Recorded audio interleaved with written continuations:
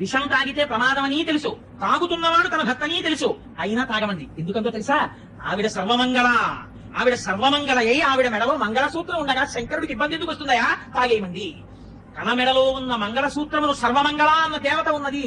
అందుకే స్త్రీ నిద్రలేస్తే పక్కన ఉన్న భర్త పాదములకు నమస్కరించరు, లేవగానే ముంద తాడిముట్టు తీసి నమస్కరిస్తారు.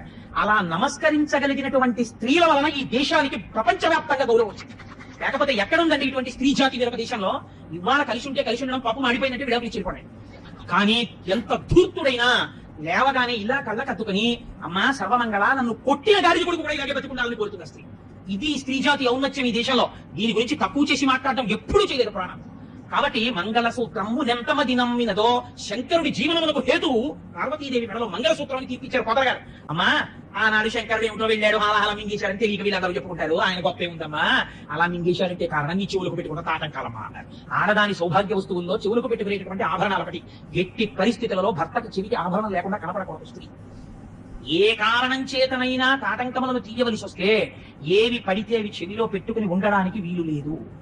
అది దండకాలం అయితే భర్తకి తీసుకొచ్చేస్తుంది మృత్యుని. ఏమి పెట్టుకోవాలి? 4 తాటాకులు తెప్పించుకుని చీల్చుకుని, అందుకే అమ్మవారికి సౌభాగ్యద అని పేరు. ప్రపంచంలో 8 ఉన్నాయి సౌభాగ్య వస్తువులు. వీటిని కాలితో తంటే లక్ష్మీదేవి వెళ్ళిపోతుంది. అందులో ఉప్పు. అందుకే ఉప్పొద్దు అని కానీ ఉప్పు తగ్గిందని కానీ భోజనం దగ్గర అనరు. భోజనం అయిపోయిన తర్వాత చెప్తారు ఉప్పు తగ్గిందని. అందుకే ఉప్పు తగ్గిందని ఉప్పు లేదని అనకూడదు. కాబట్టి ఉప్పు చివరి వేసులు చేస్తారు తప్పించి. ఉప్పు అంత మంగళ వస్తువు తెలుసండి. అందుచేత ఉప్పు, పెరుగు, ఒనుగులు, తాటి చెట్టు ఇలా కొన్ని ఉన్నాయి. ఆ తాటాకు ఎందు అమ్మవారి తత్వం ఉంటుంది, సౌభాగ్య వస్తువు. అందుకే తాటంక మహిమ అంటారు. అసలు అప్పుడప్పుడు చెవులో తాటాకు పెట్టుకుంటూ ఉండాలి. పూర్వం తాటాకే పెట్టుకునేవారట, అందుకే తాటంక మహిమ అంటారు. తాళి అనేది కూడా తాళ. పూర్వం తాటాకు కట్టించేవారు మంగళసూత్రంలో. తాళ కదా, అది కదా సౌభాగ్య వస్తువు అని. అందుచేత ఆ తాటి ఆకు ముక్క చెవులో పెట్టుకుని ఆభరణాన్ని తీయాలి తప్ప అలా ఎప్పుడు పడితే అప్పుడు చెవికి ఉన్న ఆభరణం తీయకూడదు. ఒకవేళ తీసినా భర్తకి కనపడకూడదు. ఆ చెవికి ఆభరణాలు లేనప్పుడు చెప్పాలి, కాబట్టి మీరు కాసేపు నన్ను చూడకూడదు అని చెప్పాలి. చెప్పి మళ్ళీ ఆభరణం కడుక్కుని మళ్ళీ పెట్టుకున్నాక భర్తని చూడాలి. ఈలోగా గబుక్కుని ఏమన్నా చూస్తారేమో అని తాటాకు పెట్టుకుని ఉండాలి. చెవి ఆభరణానికి మన ధర్మశాస్త్రంలో అంత గొప్ప స్థానం ఉంది. అది భర్త ప్రాణాన్ని చింతాటంకం.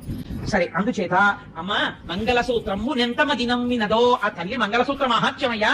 తన చుట్టంచుల సంఘములు జయజయధ్వానంబులం గొబ్బిడన్ కలగంభీర వంబుతో శివుడు లోకద్రోహి గుంపోకురమ్మని కింగేల తమల్చి కుచ్చి గడిగానంకించి జంబూపలంబుల సర్వంకటముల్ మహావిషమును ఆహారించే హేలాగతిన్. దేవతలందరూ జయ జయధ్వానాలు చేస్తుంటే శంభో శంకర హర హర మహాదేవ అని అరుస్తుంటే సింహాసనం దిగి ఎదురొచ్చి ఎక్కడికి పోతావే హలహలమా రా అని ఆయన ఎదురెళ్ళి దాన్ని పట్టుకుని చేతిలో పట్టుకుని నలిపి ఉండ చేసి నేరేడు పండంత చేసి గబాల నోట్లో పడేసుకుని మింగేశాడు. మింగేస్తే మరి ఆయనకి ఏమైపోలేదా అని అనుమానం వస్తుందేమో వెంటనే పొట్టగా చెప్పారు. కడలంబాలవు పాప పేరు వడలం ధర్మంబు తాళంబు పుట్టదు నేత్రంబులు నెర్రబాలవు ఇక చూటాచంద్రుడు కందడు వదలంభోజపు పాట